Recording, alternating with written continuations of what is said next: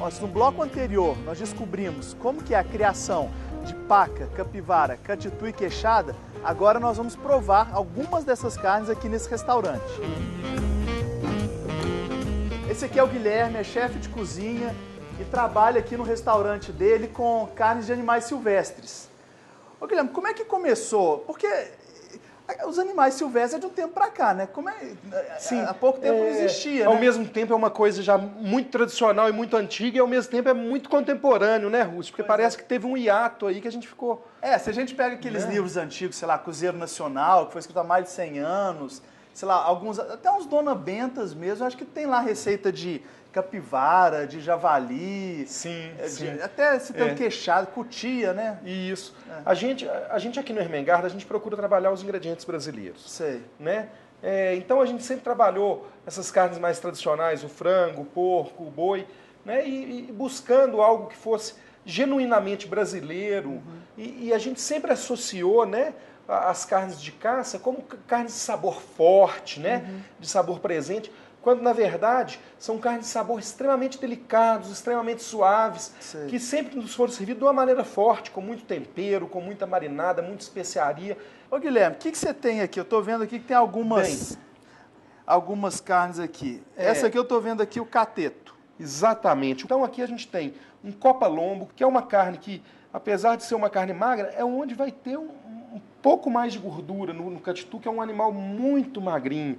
Então a gente vai preparar um ragu com copa-lombo de catitu. Eu estou vendo aqui uma outra coisa, antes de você mostrar os outros cortes ali.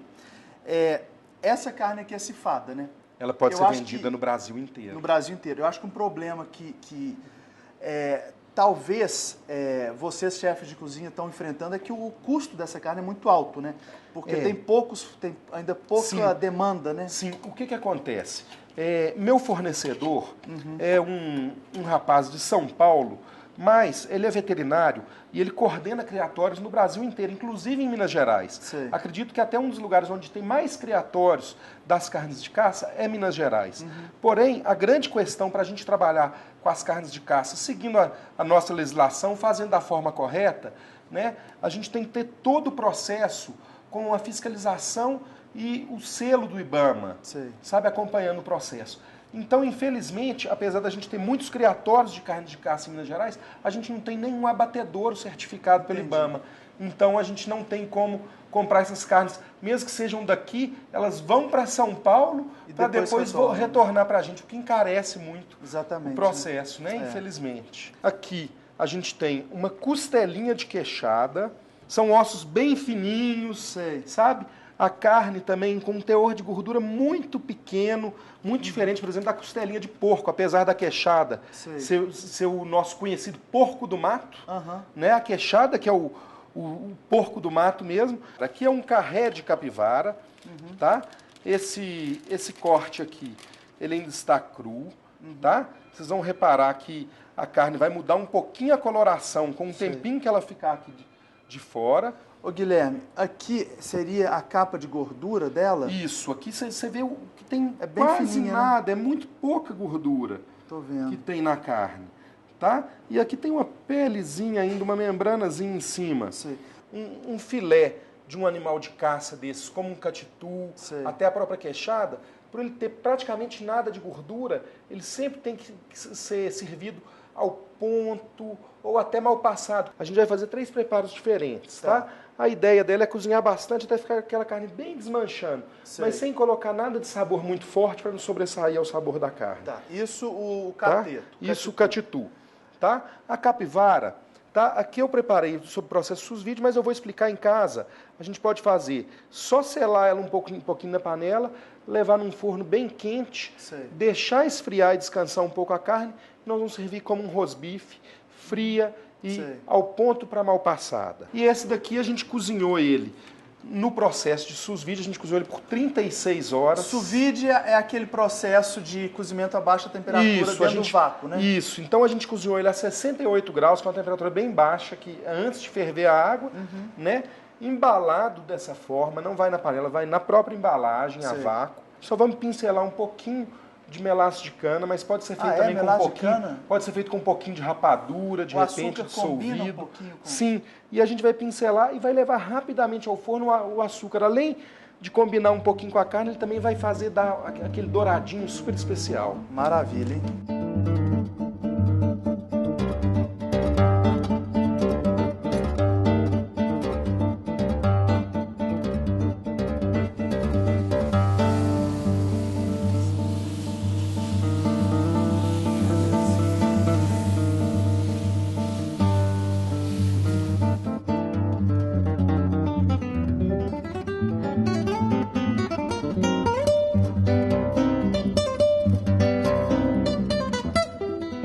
Tá até desfiando, né? É. Olha lá, ó. Primeiro catitu da vida. Nossa, tá muito macio.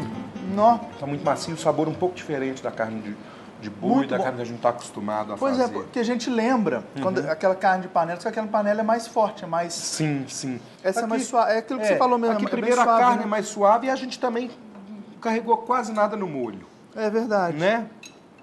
Também tem uma questão do molho. E uma coisa que eu tô sentindo, acredito que exatamente talvez por ter feito com essa técnica do cozimento bem lento, muito, não tá seca. Não, ela não tá não. bastante úmida, tá bem suculenta, né? Né? E agora, Guilherme, vamos... Bem, agora vamos deixar a panela ficar bem quente. Nós vamos colocar um pouquinho de azeite e vamos selar o carré de capivara.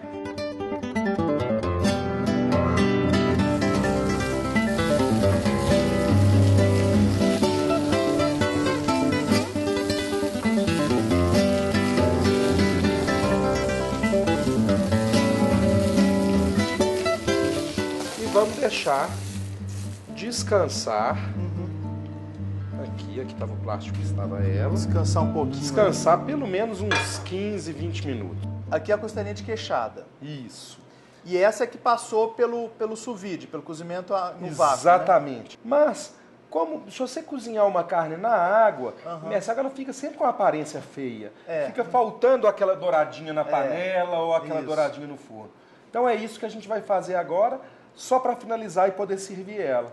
Tá? Vamos terminar no forno, então. Isso, eu tenho aqui uma mistura que é um pouquinho de azeite com um pouquinho de melado de cana. Sei. Tá? E eu vou pincelar essa costelinha com essa mistura. E Tá? forno. E o forno bem quente.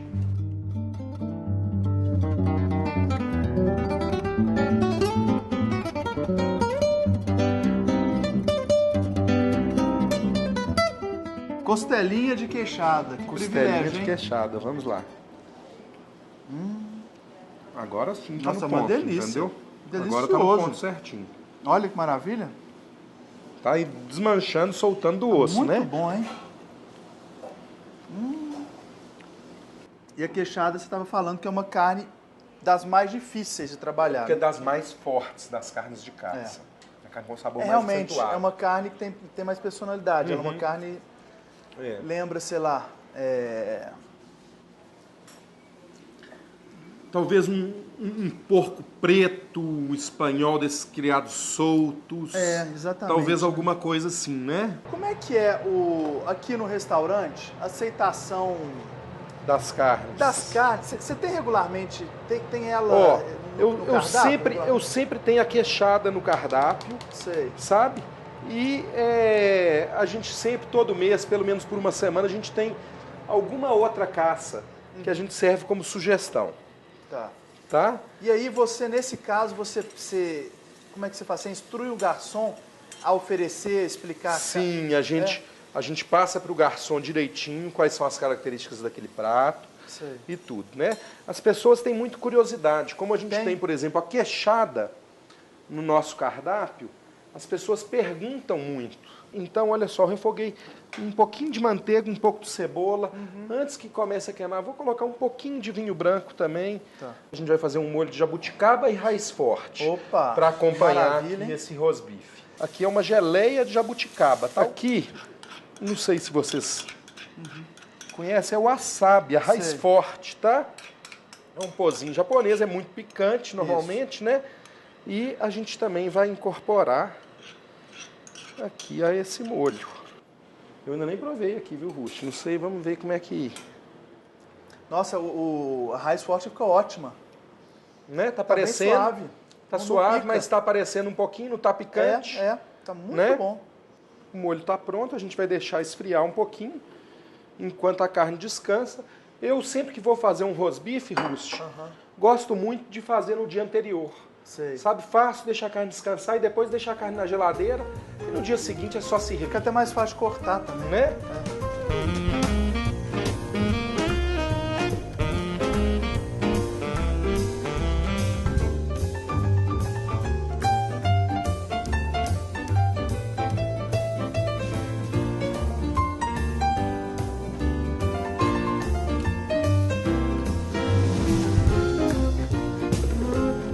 Eu acho que é a mesma coisa do cateto.